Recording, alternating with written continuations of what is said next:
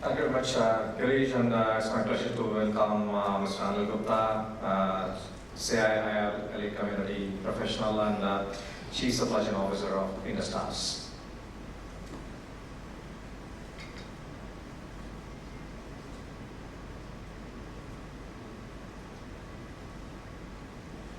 Good afternoon, ladies and gentlemen.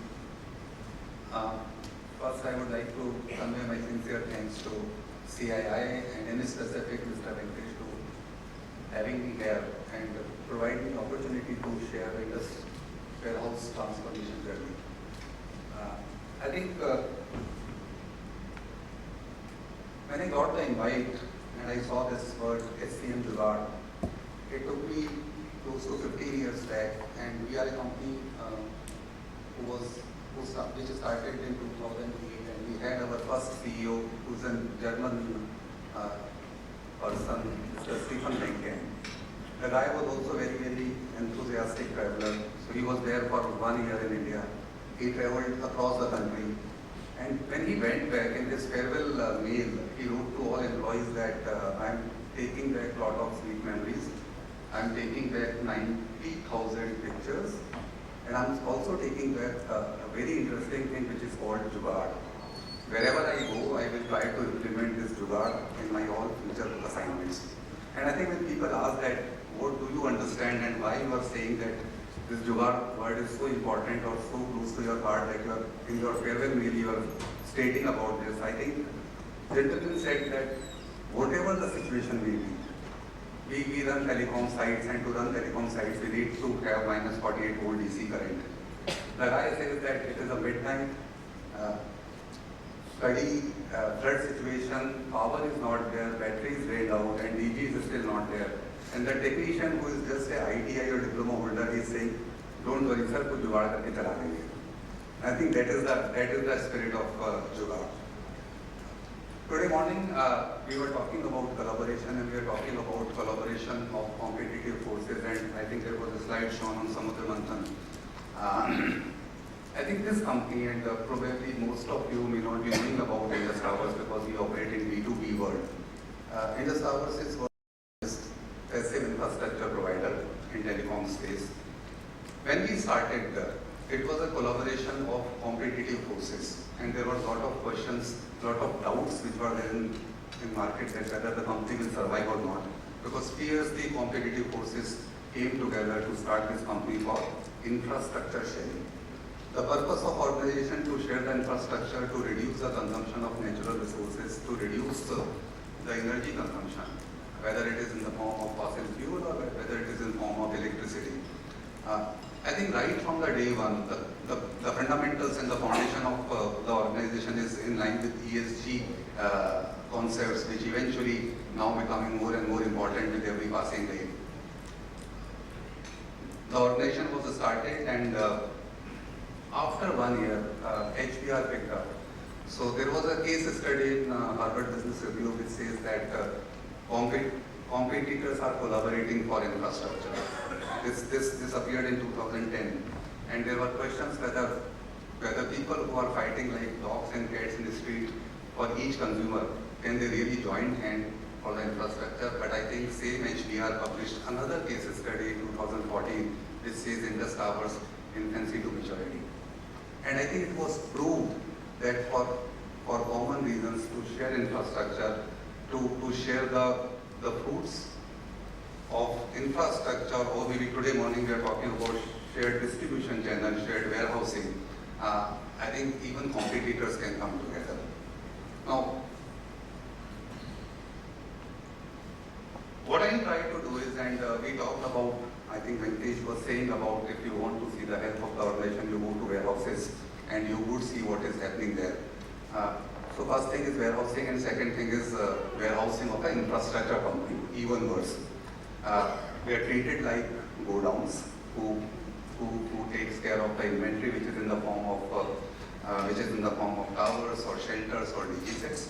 And at the same time, the purpose is seen as somebody who is storing your material and at the time of requirement is fetching the material, nothing more than that. I think eventually with every passing year, people are recognizing and they are admitting that it is not only about storing the inventory and dispatching it, It is more about taking care of working capital of the organization. It is more about taking care of the gross block of the organization. If you see a company like us who is asset-centric company, asset is our business. We put assets and we take rentals or lease money against those assets for a longer terms.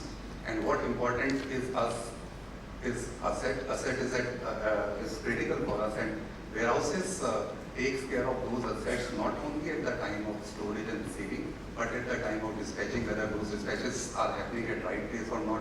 The entire fixed asset register is made on what warehouses does.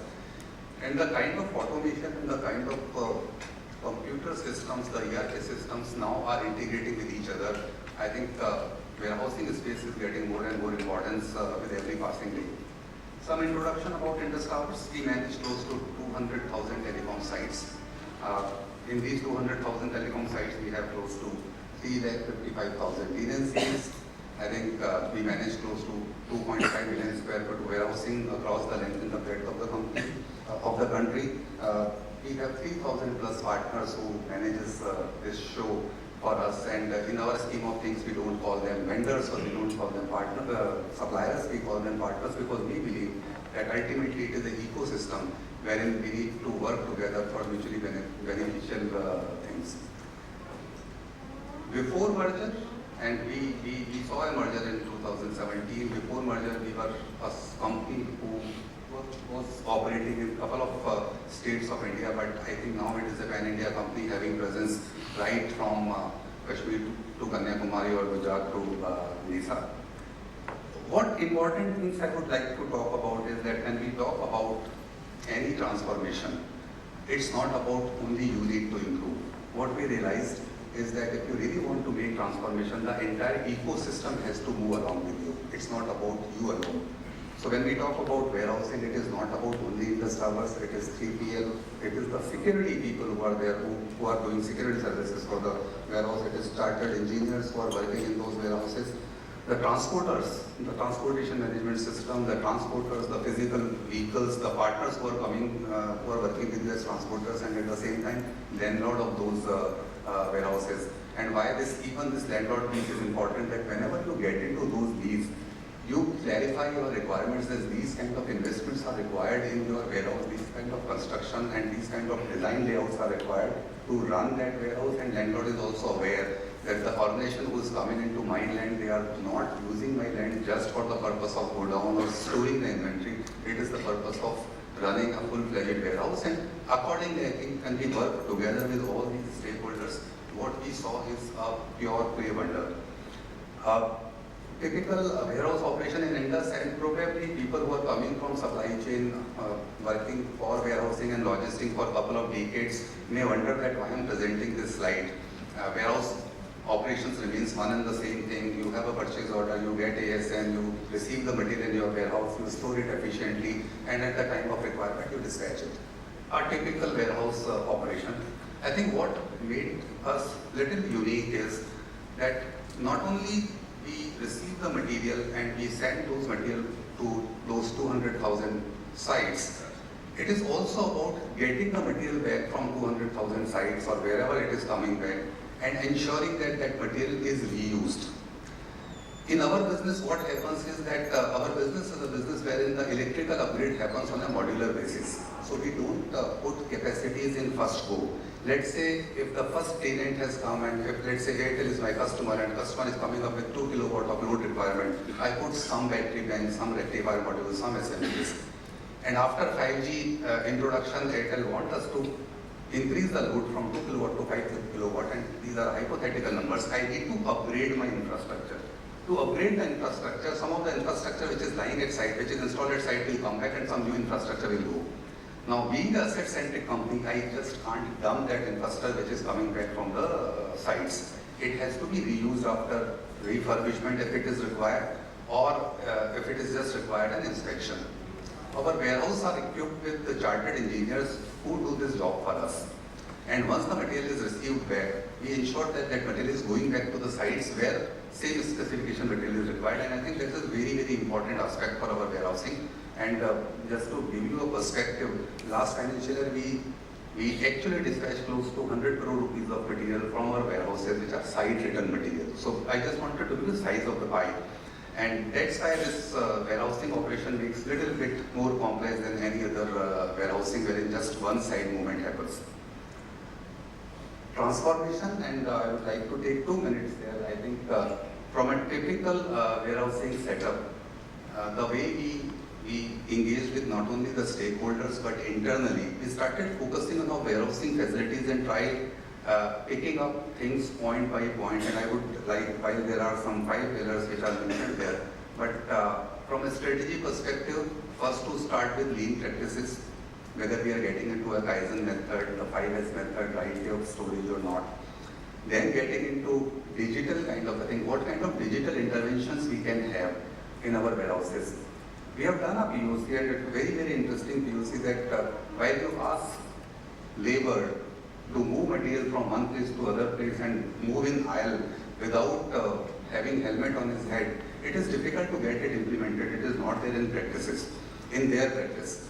I think what we have done is we have put up some cameras across the warehouse, and if any labor or any, for that matter, any individual, including me, if I move in the aisle of warehouse without having helmet on my head, the warehouse manager will get a SMS, a warning that there is a person in your warehouse aisle who is moving without helmet. If a person who is picking up the material without gloves, I think the data analytics and the picture analytics has moved to that stage that even the systems can pick up a labor who is moving the material from one place to other place without having gloves on hand. And even those things come to warehouse manager as a SMS. We have implemented that. The entire warehouse team is sitting out here, and you can see the warehouse managers having live feed of their warehouses on their mobile handset 24/7. So even at night, if you want to see what is happening in my warehouse, I think those feeds are available in the mobile of the warehouse manager. I think those kind of things were achieved.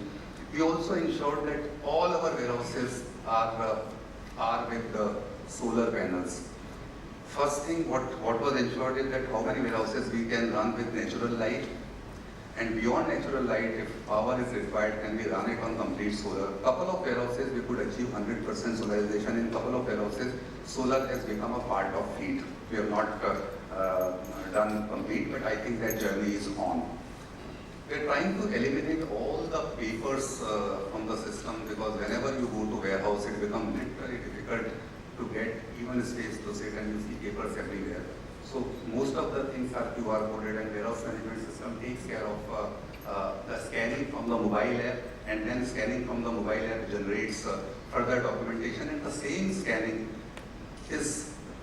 that starts right from the manufacturer. So that manufacturer send it, the ASN also has the same QR code, the GRN also has the same QR code, and the receipt documents, the dispatch document also has the same QR code, and similar QR code goes to your FAR.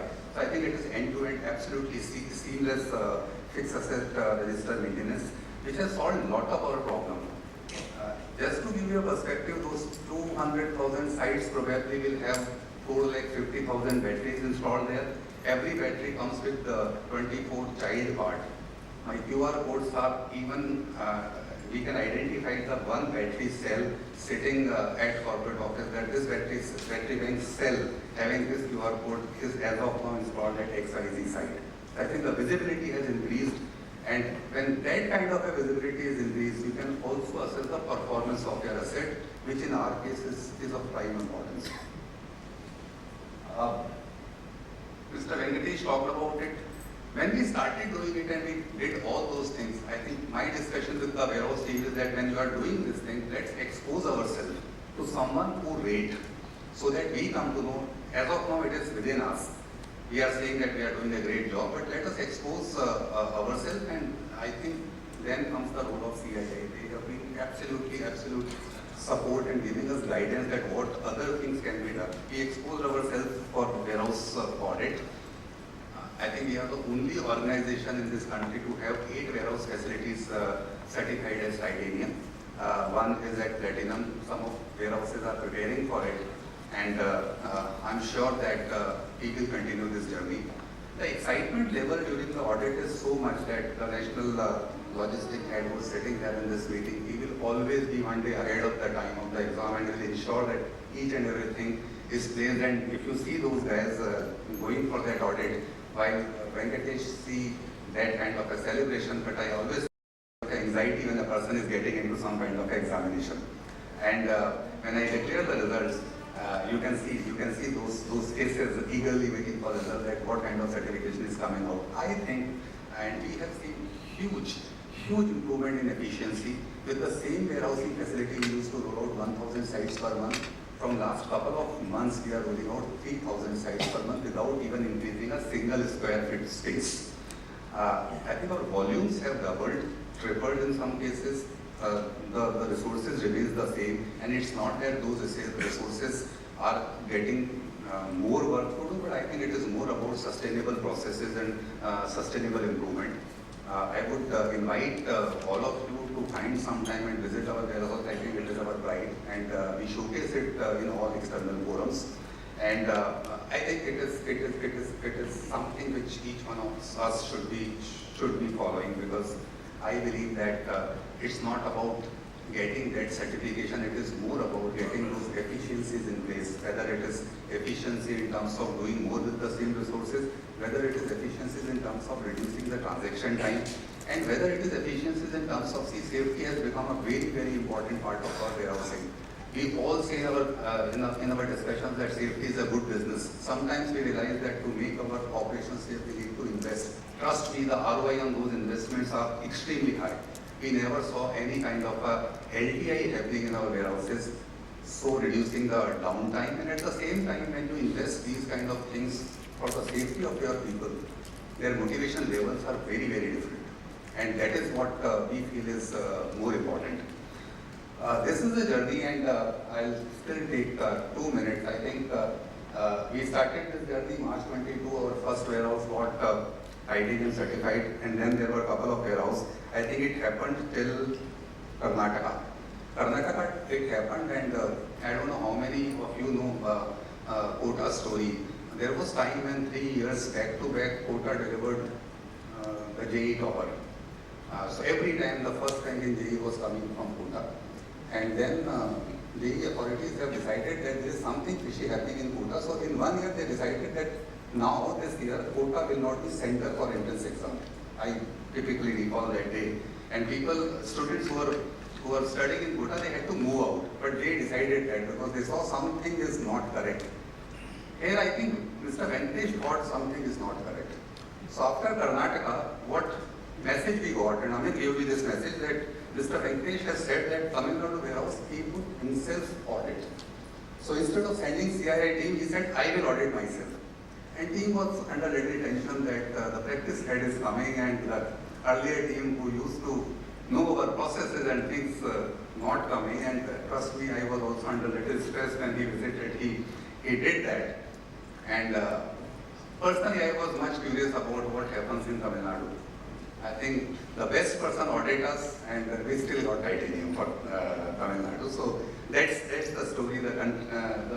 The journey continues, and I'm sure there will be a time when we will say that 100% of warehouse of Indus Towers are certified from Varex. It is extremely important that while we do certification and while we do process improvement, ultimately at the end of the day, it is people. It is people who run your business.